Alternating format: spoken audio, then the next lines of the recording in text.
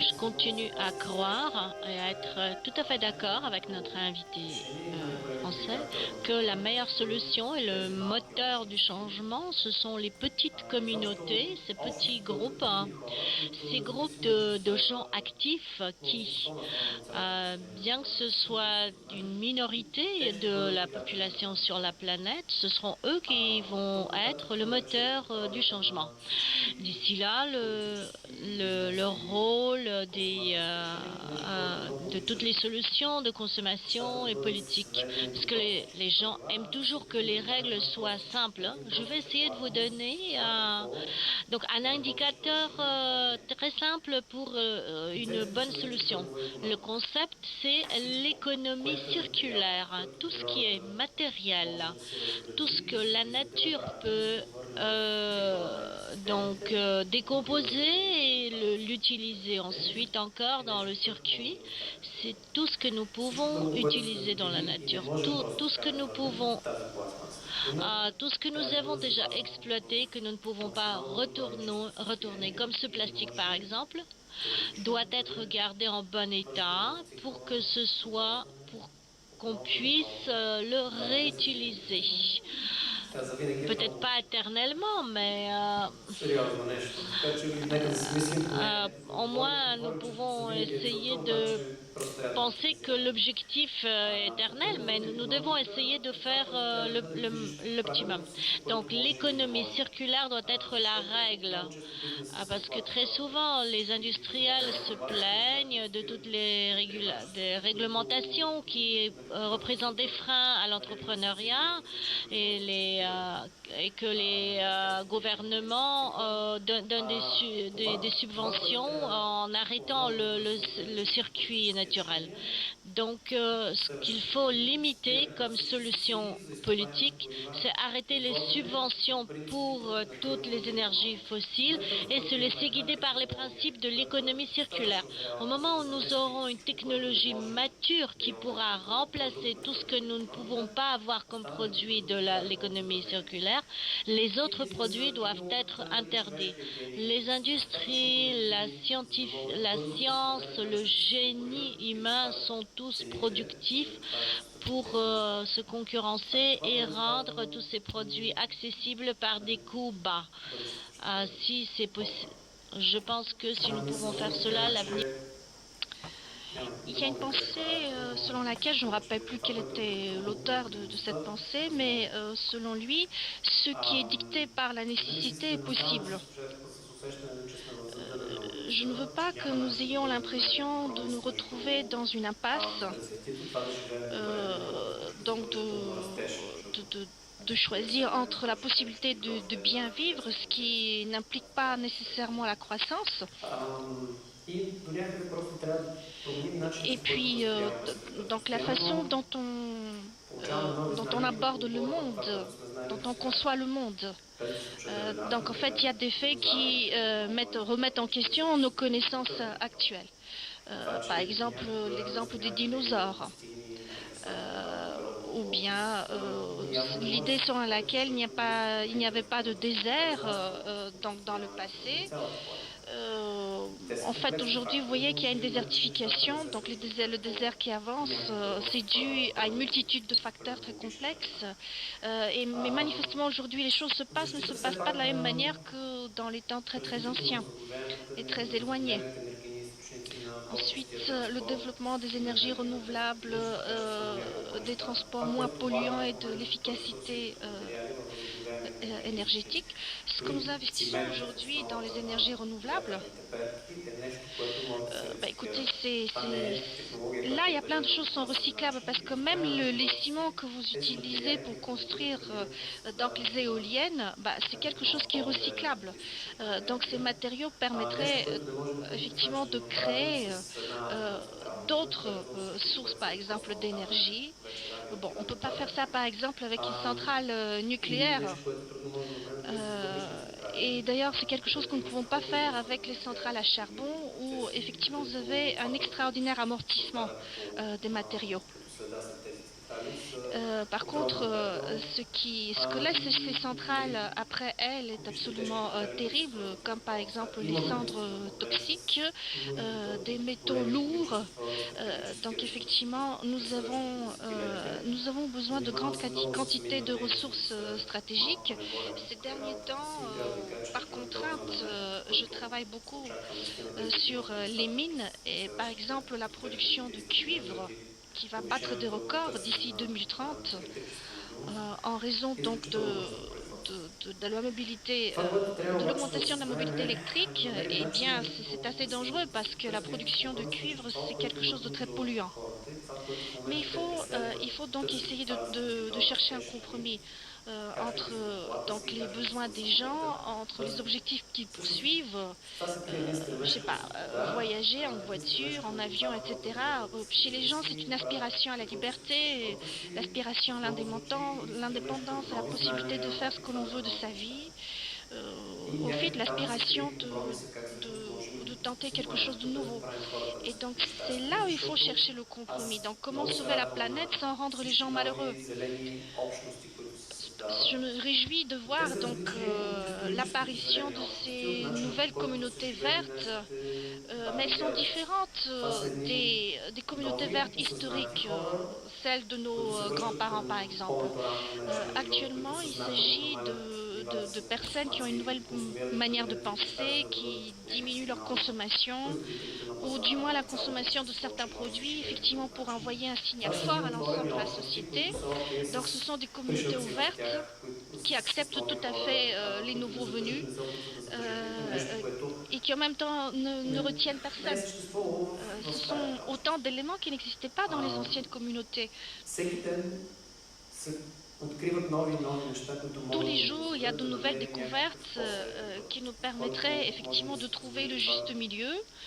Euh, Effectivement, avec cette population qui, au milieu du siècle, atteindra les 9 milliards. Donc, en fait, il faut essayer de répartir de manière beaucoup plus équitable les ressources en vue d'assurer une meilleure qualité de vie. Est-ce qu'on pourra y arriver? Peut-être que non, on va se situer quelque part au milieu entre le scénario catastrophe et donc le compromis raisonnable. Et pour terminer, au Royaume-Uni, pour la première fois depuis Нямаше 1882, производство на никакъв ток от въглища.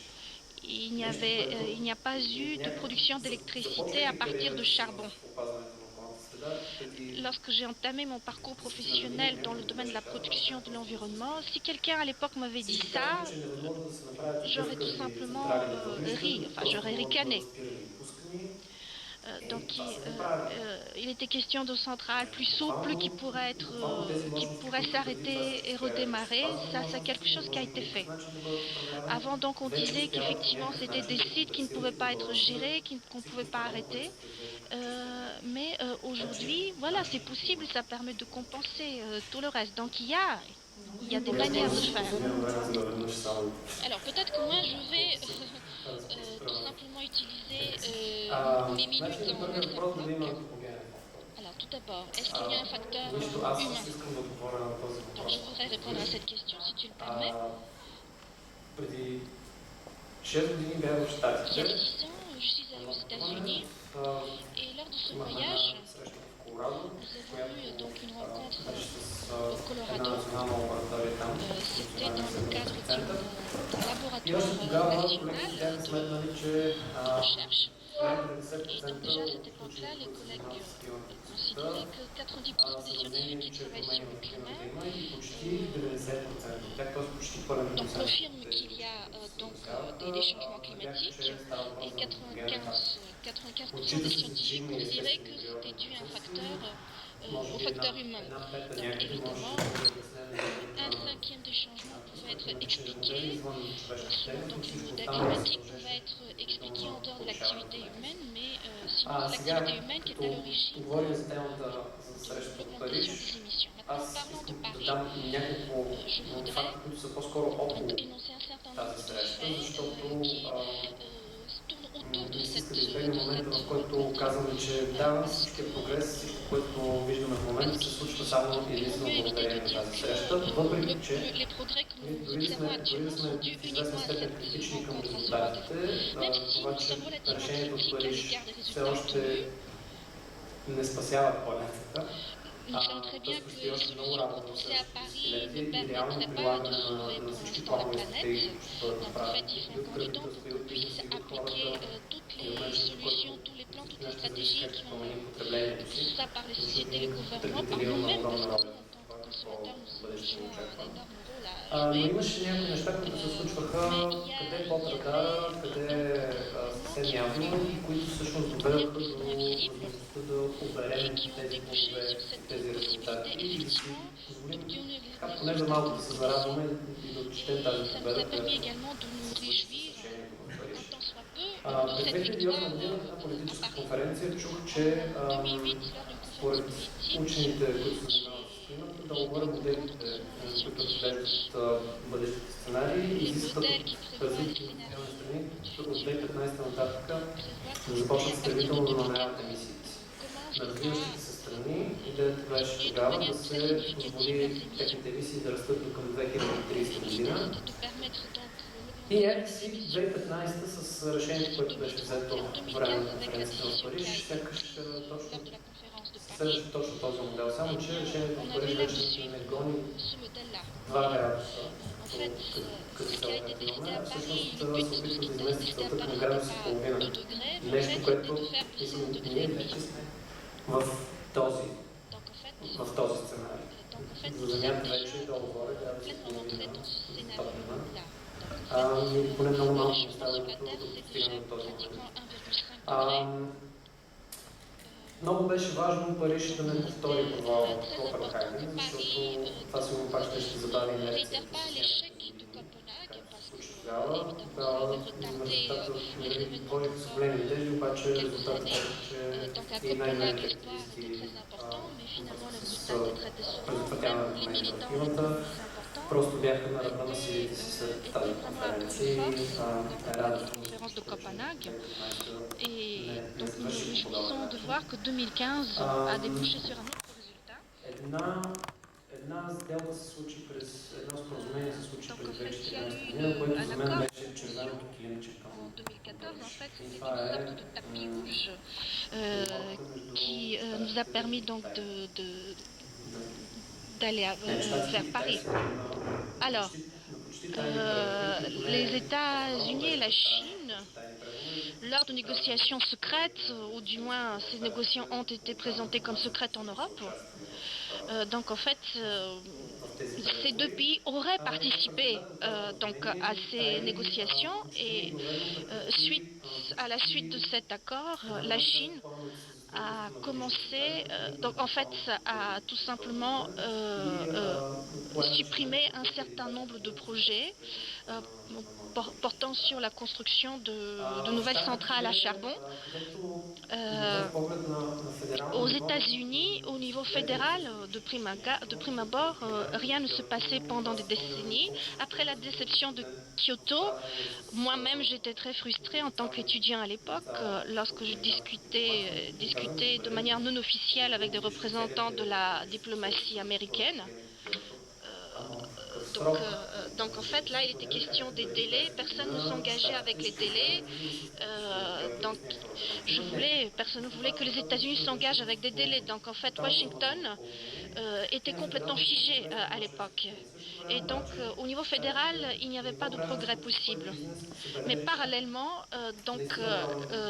le monde des affaires et la société civile aux États-Unis, donc en fait, enregistraient des progrès, surtout dans certains États plus progressistes.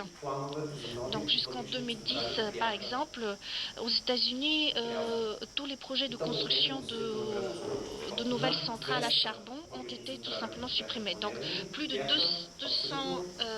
200 centrales à charbon ont été supprimées. Enfin, les projets ont été supprimés.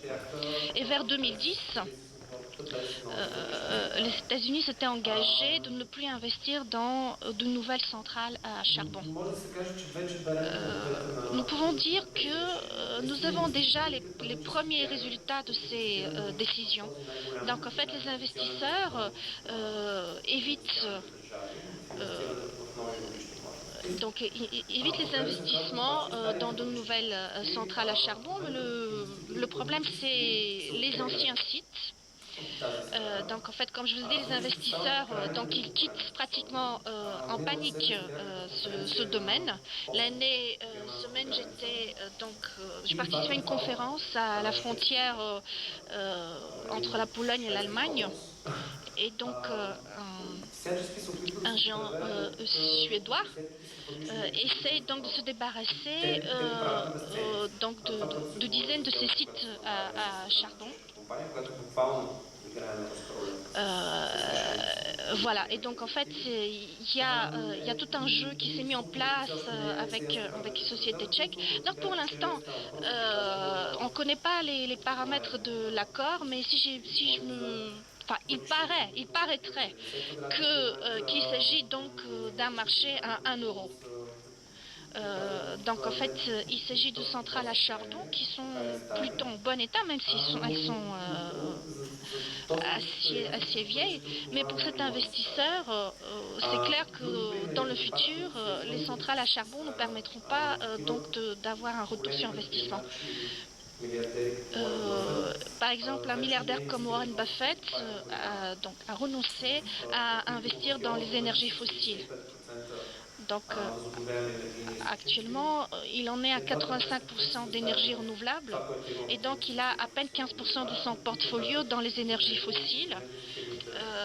Donc pour lui et pour les sociétés qu'il possède, il y a un principe, plus d'investissement dans les énergies fossiles.